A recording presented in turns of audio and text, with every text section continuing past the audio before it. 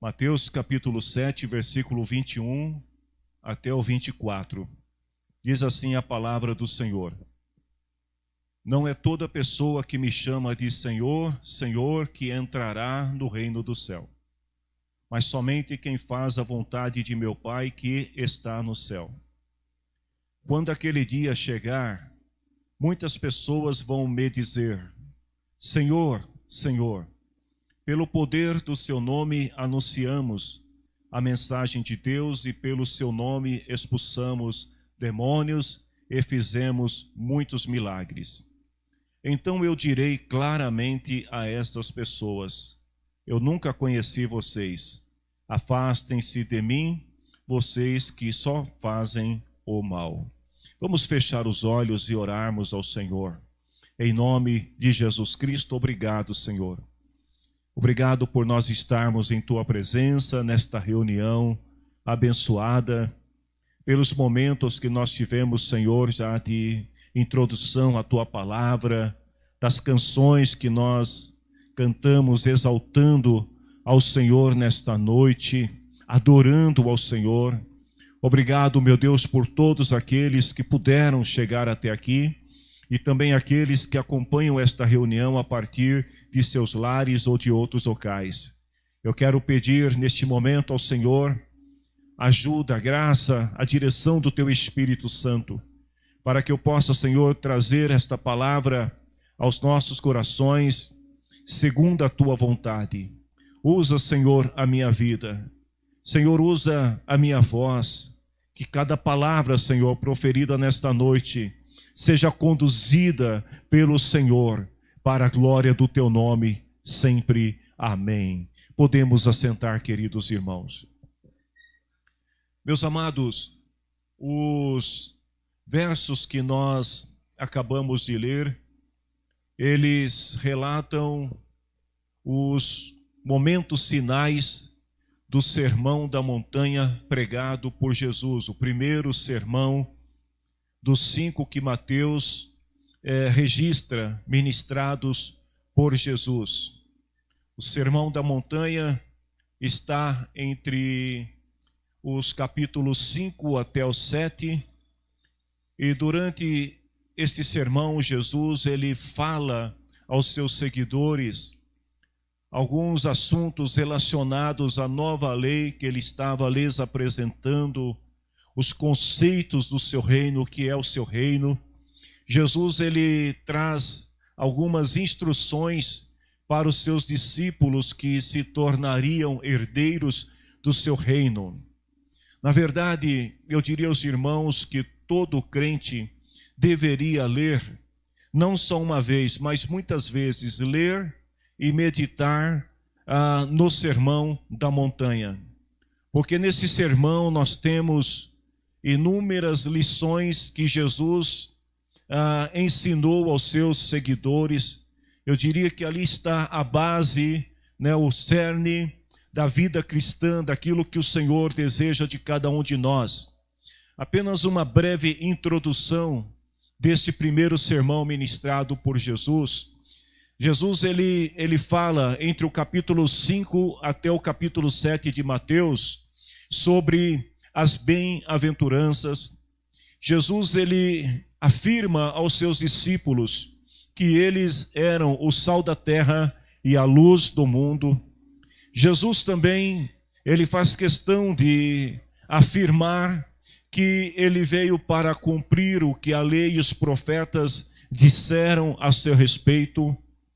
Jesus, ele instrui aquela multidão de seguidores acerca de coisas pertinentes à vida cotidiana das pessoas.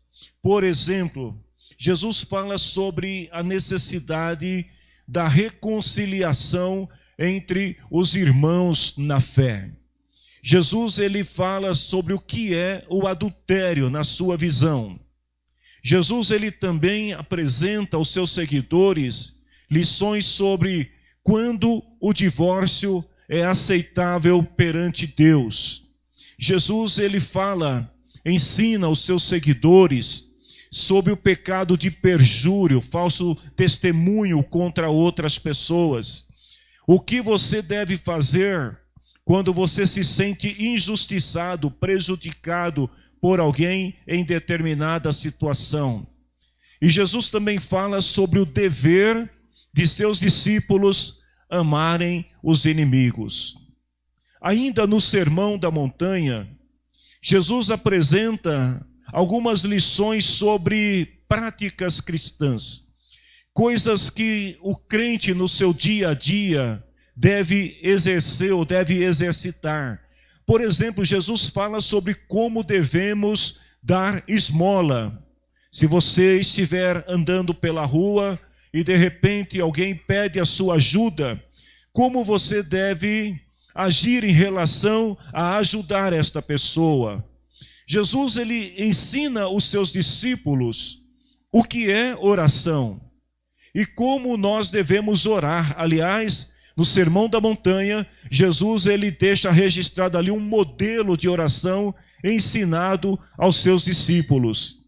Mais uma vez, Jesus vai falar sobre o perdão e sobre o jejum que os seus discípulos deveriam praticar. Ele continua em sua ministração no Sermão da Montanha, falando também sobre alguns falsos cuidados ou conceitos que as pessoas têm em relação a si mesmo. Jesus fala sobre o tesouro escondido na terra, que é descoberto por um homem que vende tudo para adquirir aquele tesouro. Jesus fala sobre a pureza do olhar, a maneira como você olha, como você enxerga as pessoas. Ele fala sobre os dois senhores, e nesta lição ele deixa bem claro que ou servimos a um senhor ou servimos ao outro. Mas Jesus vai falar também sobre ansiedade. Ele fala sobre a solicitude pelas coisas terrenas, a preocupação que muitas vezes envolve as pessoas a ponto de as pessoas se tornarem até doentias quando não conseguem alcançar aquilo que desejam. Jesus fala sobre o perigo em julgar os outros. E ele deixa bem claro que aquilo que nós recebemos dele, os seus ensinamentos, são como pérolas preciosas. A sua palavra é algo precioso que não pode ser desperdiçado como se jogassem pérolas para os porcos.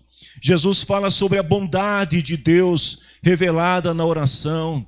E ele deixa bem claro que tudo aquilo que você pedir, o Senhor vai te dar. Se você buscar, você vai receber. Jesus ensina que a bondade de Deus se revela quando nós oramos.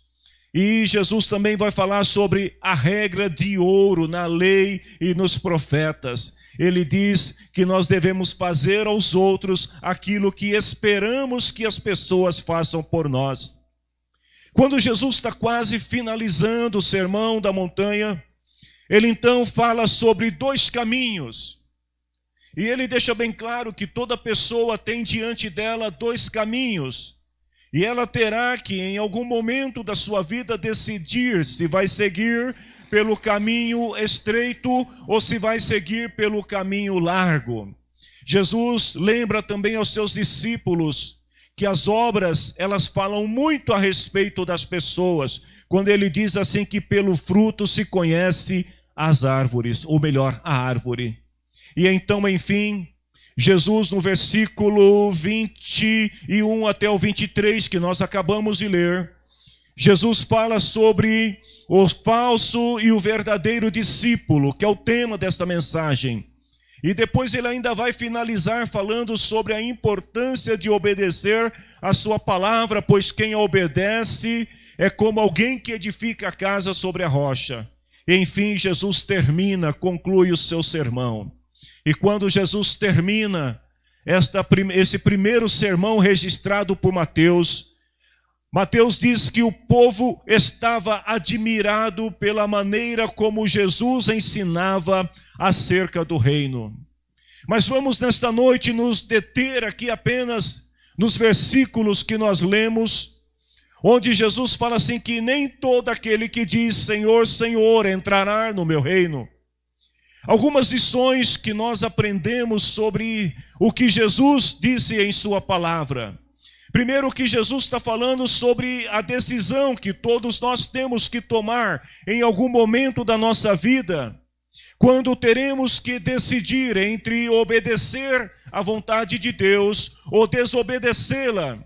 Vejam que não se trata de uma imposição, mas de uma vontade própria da pessoa em aceitar, ouvir e obedecer ou desobedecer. Ou seja, ninguém é obrigado a decidir-se por Cristo. Porém, Jesus deixa claro que para acessar o seu reino é necessário mais do que palavras, é necessário obedecê-lo. Jesus, ele deixa claro que no futuro de cada pessoa, na eternidade, o seu futuro depende única e exclusivamente da pessoa. Pois, segundo a palavra de Deus, os pais não podem garantir salvação para os filhos. Os filhos não podem comprar um espaço na eternidade e no céu para os seus pais. Um cônjuge não pode garantir a salvação de outro. Nem mesmo a igreja pode garantir a salvação de seus membros. Assim como as boas obras desacompanhadas da obediência a Deus não garantem salvação. Então o nosso destino, queridos, vejam que ele depende da atitude individual de cada um de nós. A atitude que nós tomamos nesta vida quando nós decidimos seguir ou não seguir a Jesus. Durante o Sermão da Montanha, Jesus fala sobre algumas ações corretas e também ações erradas. E Jesus, ele fala o que acontece quando nós decidimos pelo certo e as consequências que sofremos quando decidimos pelo errado.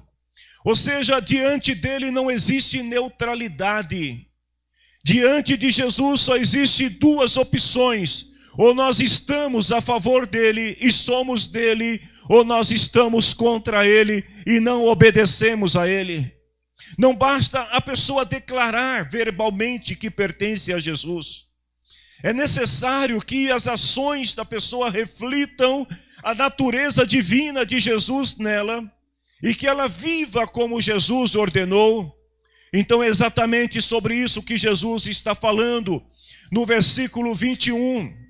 Sobre o perigo em substituir a obediência por uma palavra, por mais eloquente que ela seja. Veja que no versículo 21, Jesus descreve pessoas que aparentam estar confiantes, porque essas pessoas, elas o chamam de Senhor, Senhor. Essas pessoas me parecem conhecer bem a Jesus, mas ao mesmo tempo que essas pessoas conhecem a Jesus, o que indica que elas também faziam parte de seus seguidores, mas elas não estavam agindo de acordo com a vontade dele. Então ele fala assim: nem todo aquele que diz Senhor, Senhor, entrará no reino eterno ou entrará nos céus. Fazendo um paralelo com os dias de hoje, nós poderíamos dizer que essas pessoas provavelmente eram pessoas muito ativas ministerialmente falando, que essas pessoas provavelmente eram pessoas muito assíduas, eram pessoas que participavam, eram pessoas que estavam reunidas, eram pessoas que andavam juntas, que eram capazes de professar sem nenhum temor, sem nenhum receio, que Jesus Cristo era o Senhor, mas eles não obedeciam à vontade dele. E no verso 22, Jesus afirma que naquele dia, na eternidade, muitos deles vão chegar dizendo: Senhor, Senhor, pelo poder do seu nome, nós evangelizamos, nós pregamos, nós expulsamos demônios, nós curamos enfermos. Ou seja, essas pessoas não apenas declaravam Jesus como Senhor, mas elas também atribuíram-se do nome de Jesus para operar milagres, para fazer coisas. Então essas pessoas, além de falar, elas também realizavam coisas em nome de Jesus. Porém, Jesus vai ensinar aos seus seguidores que a salvação não é assegurada pelas declarações, pelas palavras e tampouco pelas ações, se não estiver carregada de obediência. Ou seja, nós podemos falar, nós podemos declarar às pessoas: Jesus Cristo é o Senhor. Nós podemos até dizer: Jesus é o Senhor da minha vida. Nós podemos orar e as pessoas serem curadas. Nós podemos expulsar demônios, podemos fazer muitas coisas. Mas se nós não obedecermos a Jesus, a nossa eternidade estará comprometida. A salvação, queridos, envolve prática, ação, movimento, realização. A salvação envolve também a declaração. Mas além dessas duas coisas, envolve também a obediência a Deus. Ou seja, pessoas serão rejeitadas embora professem o nome de Jesus. Pessoas que talvez possam estar, falando, fazendo coisas em nome de Jesus.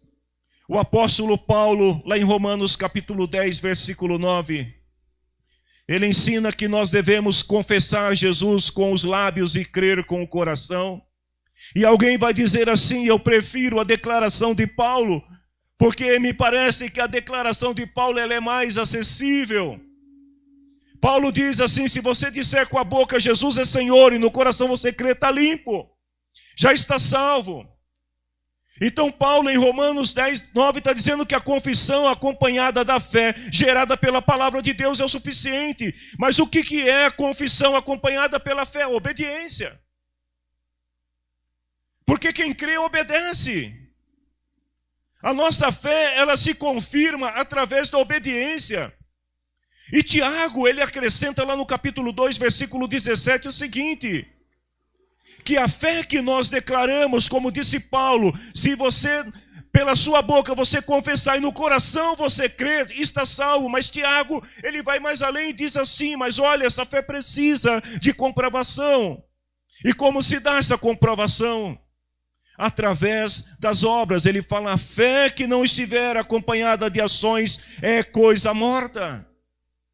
Então vejam que aqui nós temos a declaração verbal, nós temos a convicção no coração, mas nós temos também a obediência através das ações, ou seja, a declaração.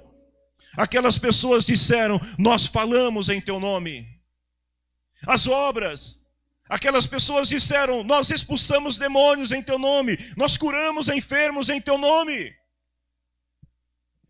Mas de nada adianta a declaração e as obras se não estiverem conectadas à fé que leva à obediência e que resulta em salvação. A exortação de Jesus não se refere aos incrédulos. A exortação de Jesus não é para os inimigos declarados da fé cristã. A exortação de Jesus é para as pessoas que estão entre os seus seguidores. Para você entender o que Jesus estava dizendo, vamos contemporaneizar esta mensagem. Imagine que você curte a página na rede social de alguma celebridade. Você curte aquela pessoa, então você passa a seguir essa pessoa nas redes sociais. E tudo aquilo que a pessoa posta nas redes sociais, tudo aquilo que a pessoa diz a respeito dela, você recebe ali uma notificação e você começa a ter conhecimento de quem é a pessoa, você começa a saber da vida da pessoa. Aliás, no mundo da celebridade, isso funciona muito bem, porque o número de seguidores nas redes sociais indica também o nível de influência que a pessoa tem. Então é possível, trazendo para o exemplo bíblico, é possível que muitas pessoas também sigam Jesus da mesma forma. Que aqueles que seguem o outro na rede social, ele não conhece intimamente a pessoa, mas ele ouve falar da pessoa, ele tem fotos da pessoa, ele sabe o que a pessoa fez no dia de ontem, ele sabe o que a pessoa pensa em relação a diversos temas, porque ele segue a pessoa. A mesma coisa acontece com aqueles que seguem a Jesus, mas que não obedecem.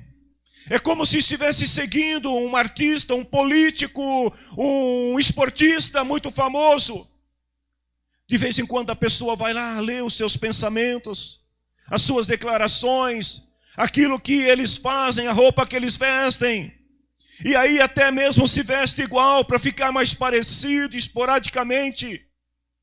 Eles ficam sabendo que aquela celebridade vai estar num determinado lugar. E aí a pessoa vai lá com a bandeirinha, né? E, I love fulano de tal. E fica lá, né? Sabe, tietagem. E aí a pessoa, ela curte de vez em quando. Ela até tenta chegar um pouquinho mais perto. Quem sabe até tira uma foto com a pessoa. E depois posta também na sua rede social. Mas tudo para aí. No fundo, ela não conhece aquela celebridade intimamente, porque ela não se relaciona com ela intimamente. Ela conhece aquilo que as redes sociais publicam a respeito dela. No mundo, queridos, há muitas pessoas seguindo a Jesus desta maneira. Sabem tudo sobre Jesus. Postam coisas sobre Jesus. De vez em quando declaram alguma palavra, algum pensamento de Jesus que lhe é conveniente. Mas a pergunta que fica para todos nós, será que é este o tipo de seguidor que Jesus está procurando? Será que este é o tipo de pessoa que Jesus quer que entre no seu reino? Vejam bem, queridos, é possível que essas pessoas façam tudo isso de boa vontade. Mas se não houver uma intimidade maior, que leve a um conhecimento mais profundo de quem é o outro, não vai haver comunhão. Tais pessoas demonstram grande respeito por Jesus. Ele falou quando elas dizem assim, Senhor, Senhor. Elas fazem questão de dar ênfase ao reconhecimento de que Jesus é Senhor, quando dizem duas vezes Senhor e Senhor. Mas essas pessoas nada mais são do que simpatizantes da fé cristã. São pessoas que estavam seguindo a Jesus ao pé do monte, que estavam maravilhadas com a forma como Jesus ensinava o seu sermão. Aquelas pessoas muitas delas estavam agradecidas porque foram agraciadas por Jesus. Muitas daquelas pessoas estavam ali e diante de Jesus até aparentavam uma certa piedade. Diziam que estavam seguindo a Jesus. Mas a verdade é que quando Jesus vai à cruz, esse grupo desaparece. Sabe por quê? Porque eles não eram totalmente obedientes à palavra. Tais pessoas demonstram fervor. Quando elas dizem Senhor, Senhor, dá a entender que eram pessoas entusiastas, eram pessoas avivadas, eram pessoas alegres, eram pessoas dinâmicas, daquelas que aonde chegam, né? Então quando Jesus está entrando nas ruas de Jerusalém, havia muitas dessas pessoas que iam na frente e elas iam gritando, Hosana, Hosana ao rei. Eram pessoas entusiastas. Uma certa vez, um pregador disse a seguinte frase, eu vou ler para você. Eu nunca vi um avivamento no meio do movimento. Eu nunca vi um avivamento verdadeiro em eventos festivos. Todas as experiências que eu tive, diz esse pregador, com avivamento, se deram através de lágrimas, de choro e quebrantamento. Aquelas pessoas achavam que estavam convencendo Jesus com seu entusiasmo, com as suas declarações, com as suas palavras. Mas na verdade, o que move o coração de Deus é um coração quebrantado. São as lágrimas de uma pessoa arrependida que vai diante dele, se quebranta diante dele e clama pela misericórdia dele e suplica pela graça dele. Queridos, nós precisamos ter cuidados para não sermos enganados pelos entusiastas. Essas pessoas, elas confessam a fé publicamente. Elas não têm vergonha de dizer que estavam seguindo a Jesus. Até porque naqueles dias seguir a Jesus me parece que era algo interessante. Porque ele era um profeta que trazia uma nova mensagem. Jesus era o profeta que operava milagres. Jesus era o profeta famoso que por onde ele andava haviam multidões. Então essas pessoas, elas não têm nenhuma vergonha em dizer que estão seguindo a Jesus. Se encontrasse alguém no caminho e lhe perguntasse: aonde você está indo? Eu estou indo ali para encontrar com Jesus. Porque eles tinham coragem para dizer isso. Mas essas pessoas tinham um problema muito sério. Embora gostassem de estar onde Jesus estava, embora gostassem de ouvir o que Jesus tinha para dizer e desfrutar, quem sabe, dos pães, dos peixes, do milagre que Jesus operava, mas aquelas pessoas não estavam dispostas a obedecê-lo. Talvez algumas dessas pessoas até mesmo tivessem uma fé sobrenatural, pois eles declaram perante o Senhor e dizem assim: Senhor, em teu nome nós expulsamos demônio. Tem muito crente humilde, simples. Tem muito crente de oração que quando se vê diante de determinadas situações espirituais, ele busca reforço. Mas esses aqui, eles são tão corajosos, eles têm uma fé tão grande para fazer, menos para obedecer, que eles expulsam demônios em nome de Jesus. Eles fazem milagres em nome de Jesus. Essas pessoas se parecem muito com aqueles sacerdotes lá do Egito, que Moisés ia e operava um milagre em nome do Senhor, e eles iam e faziam igualzinho Moisés, mas não em nome do Senhor. Essas pessoas realizam coisas espantosas e atribuem ao nome de Jesus. Mas é interessante, queridos, que nada disso convence Jesus de que elas realmente são seus discípulos. Então naquele dia, quando elas chegam diante de Jesus e elas falam: Senhor, nós fizemos, nós realizamos, nós movimentamos multidões, nós viajamos pelo mundo, nós fizemos isso ou aquilo outro.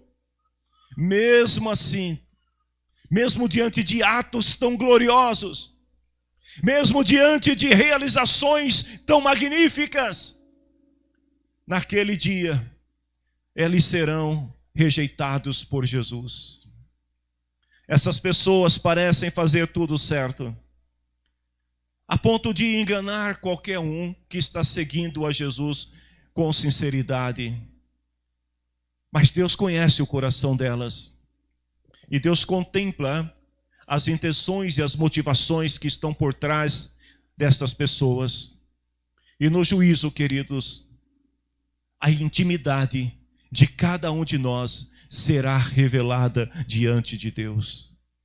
Quando nós chegarmos diante do Senhor na eternidade, os segredos, os planos ocultos, os pensamentos obscuros, as obras realizadas no oculto serão expostas diante do olhar divino. E quando essas pessoas chegarem diante de Jesus, dizendo: Senhor, nós fizemos, nós falamos, a palavra de Jesus será uma só: eu não conheço vocês. Elas tinham tudo que parece estar de acordo com a palavra. Talvez muitas dessas pessoas até mesmo se vestissem da maneira mais apropriada para se parecer com Jesus. Talvez muitas dessas pessoas até usavam de jargões para parecer mais com Jesus. Mas mesmo assim, elas não foram capazes de renunciar ao pecado. E quando chegaram diante de Jesus, foram reveladas aos olhos dele. O que Jesus diz a respeito dessas pessoas? Primeiro, Jesus nunca escondeu dos seus ouvintes qual é o seu posicionamento em relação à verdade e ao pecado. Jesus, ele nunca teve meia verdade. Hoje pela manhã, na escola dominical, nós falávamos sobre o apóstolo João. E eu dizia para os irmãos que João, o discípulo amado que aprendeu com Jesus, também não era um homem de meia verdade. Ele era muito sucinto naquilo que ele dizia. O que é certo, o que é errado. E Jesus também, ele tem essa visão e ele passa isso para os seus discípulos, porque ele é a palavra de Deus. Mas quantos, queridos, em nossos dias? Eu estava meditando nessa palavra e lembrando de um outro sermão que eu preguei há pouco tempo atrás. Quantos cristãos que estão se omitindo diante de questões que podem prejudicar a igreja do Senhor, porque não querem se comprometer. Eles até dizem que amam a Cristo, dizem que estão seguindo a Cristo, desde que esta relação com Cristo não interfira na sua liberdade pessoal. Quantos cristãos que fazem tudo publicamente, vivem uma vida onde aceitam o erro com naturalidade e às vezes até incitando outros a caminhar na mesma direção. Vejam bem, queridos, Jesus vai tratar a todos de modo igual. Se eu ou você, se vocês que estão nos assistindo, se nós não fizermos a coisa certa, se não andarmos da maneira certa, naquele dia de nada adiantará alguém chegar e dizer para ele: Senhor, nós fizemos e nós falamos. Eles não imaginam o nível de justiça que há em Cristo. Fala-se muito sobre o Cristo que morreu por nós, o Cristo que nos ama, que se entregou por nós. Mas muitas vezes esquecem-se que este Cristo, nele está a justiça de Deus. E o que isso significa? Que ele não vai mudar por causa das pessoas.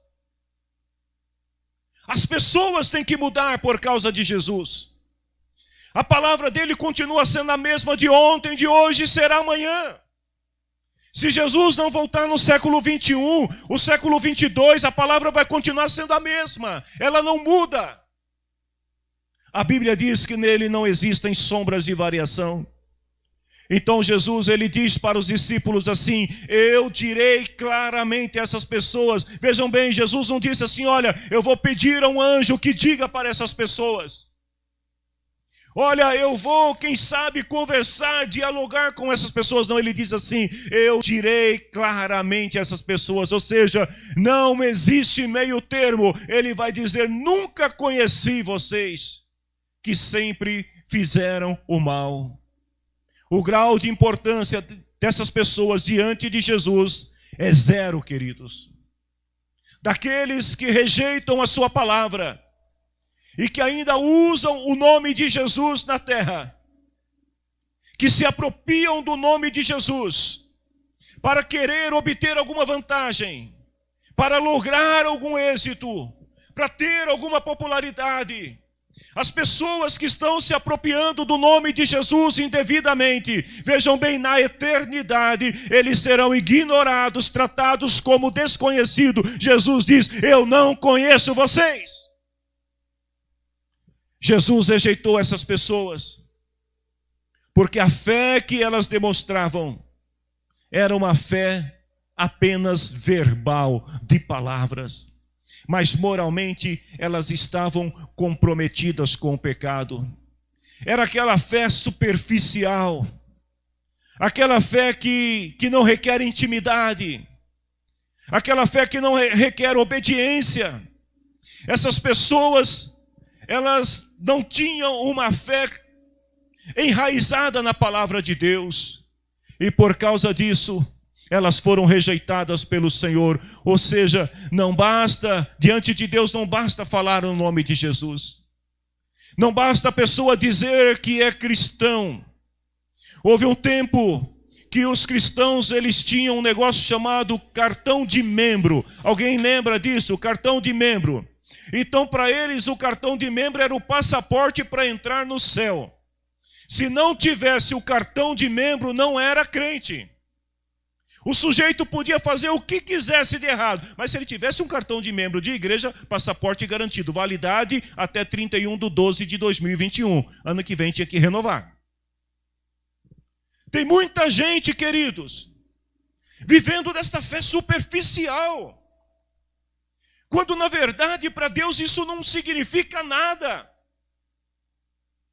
De nada adianta parecer se o coração não estiver totalmente voltado para Deus. Jesus rejeitou essas pessoas porque elas praticavam a iniquidade, o pecado. Elas afirmavam que seguiam a Jesus, podiam até fazer milagres e expulsar demônios. Podiam fazer grandes realizações em nome de Jesus. Mas todas as vezes que o Espírito Santo bateu no coração dessas pessoas, desejando entrar e ser o Senhor absoluto da vida delas, como está lá em Apocalipse 3:20, eu estou à porta e bato, se alguém entrar, abrir a porta, eu vou entrar e vou cear com ele e ele comigo. Mas toda vez que o Espírito Santo bate no coração dessas pessoas, para querer entrar, reger, dominar as suas vidas, elas dizem, hoje não. E assim seguem, eu amo ao Senhor, mas eu preciso de mais um pouco de tempo. Queridos, aos que se dizem cristãos, que declaram o nome de Cristo, fica aqui um alerta para todos nós. Muitos de nós estamos acostumados, eu não estou falando só para esta igreja, eu falo para quem me ouve hoje e vai me ouvir nos dias seguintes. Muitos de nós estão acostumados a vir à igreja, a vir, cantar, orar, falar. A gente cumpre as nossas obrigações religiosas. Às vezes, quando a gente não tem o que orar, o que pedir, a gente reza o Pai Nosso e está tudo bem. Às vezes, a gente até repete partes do sermão, né? Quando o pastor pede, repita comigo, aí as pessoas, a gente repete. Às vezes, a gente até aplaudem quando gostamos de uma parte da pregação, quando gostamos de uma apresentação musical. Os mais entusiastas, às vezes, podem chegar até mesmo a dançar dentro da igreja. Às vezes, atuamos nos ministérios da igreja e fazemos de tudo para mostrar que nós fazemos parte do time de Jesus. E tudo isso é muito bom. Mas nós precisamos entender o seguinte, que Jesus não se impressiona com as nossas palavras. Jesus não se impressiona com o nosso culto. Jesus não se impressiona com as nossas obras, com os milagres que nós realizamos. Jesus, ele não se impressiona com a iluminação do templo. Jesus não se impressiona com a roupa de um e de outro. Fulano está mais bonito do que o outro, mais bem vestido. Jesus não se impressiona com essas coisas.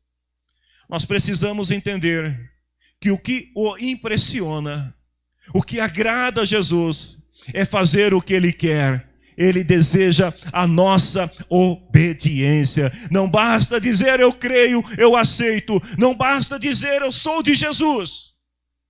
Nós precisamos provar no dia a dia, na nossa vida, nos nossos relacionamentos aqui dentro e lá fora, que Jesus Cristo reina em nossa vida, que Ele é o Senhor e que a natureza que refletimos diante do mundo é a natureza de Cristo. Glória a Deus. Nós precisamos provar para Deus o quanto estamos dispostos a tomar a cruz de cada dia e seguir a Jesus. Eu estou terminando esta palavra. Nós precisamos subir a cruz de Cristo todos os dias. E precisamos ter a ousadia para dizer o que disse Paulo: eu já não vivo mais eu, mas Cristo vive em mim. E a vida que hoje eu a vivo na fé do Filho de Deus, que me amou e se entregou por mim. Em certa ocasião, Calvino, ele deu a seguinte declaração: nós somos salvos apenas pela fé, mas a fé que salva nunca está sozinha. Veja bem, se coloque em pé, por gentileza. Nós queremos orar com vocês, mas queremos também celebrar ao Senhor uma canção. Veja o que Calvino diz: nós somos salvos apenas pela fé, não é pelas obras, não é pelas palavras, é pela fé. Mas ele diz: a fé que salva nunca está sozinha. A fé é o que traz salvação para as nossas vidas. Mas se essa fé for verdadeira, trará mudanças em nós. Ou seja, a fé verdadeira no coração do crente é aquela fé que promove mudança e nos torna mais parecidos com Jesus. E ele diz: isso nos levará a querer obedecer a Deus, a se esforçar para fazer a sua vontade e agradá-lo em tudo. Caso contrário, esta é uma fé falsa. Quem tem fé, quem realmente declara que Jesus é Senhor e deseja viver para agradar a vontade de Jesus, esta fé o leva à obediência. Esta fé o leva a se esforçar dia após dia, mortificar os seus próprios membros, para que Cristo reine na sua vida. Jesus, ele conclui o Sermão do Monte fazendo a comparação entre dois grupos ou duas classes de seguidores que o acompanhavam. Jesus fala daqueles que ouvem e não obedecem, e compara esses seguidores com aquele que constrói a sua casa sobre a areia. Esses são imprudentes, são fracos, são inconstantes, não suportam as provações, porque quando veio o vento, a casa edificada na areia não resiste. Eles não têm um bom fundamento e por isso são levados pelo vento. Mas Jesus fala de um outro grupo, que são aqueles que ouvem e obedecem. E a este Jesus chamam de sábios, porque eles constroem a casa espiritual sobre a rocha que é Jesus. Vem a chuva, vem a enchente, vem o vento forte, os obstáculos que enfrentam ao longo desta jornada, desta caminhada de fé. Mas por estarem edificados sobre a rocha, eles vencem e resistem. Estes são os que ouvem e obedecem. Que tipo de seguidores nós somos? Nós somos aqueles que amam, que declaram, que realizam, mas que não obedecem? Ou nós somos aqueles que, além de falar, de realizar, nós também obedecemos ao Senhor de todo o coração? Que Deus nos abençoe, que sejamos sábios para edificar a casa sobre a rocha. Mas se alguém que nos ouve ainda não está com a sua casa espiritual edificada em Jesus, eu te convido nesta noite para mudar a sua rota e edificar a tua vida em Jesus, porque Ele é o único que pode te salvar e te conduzir a Deus.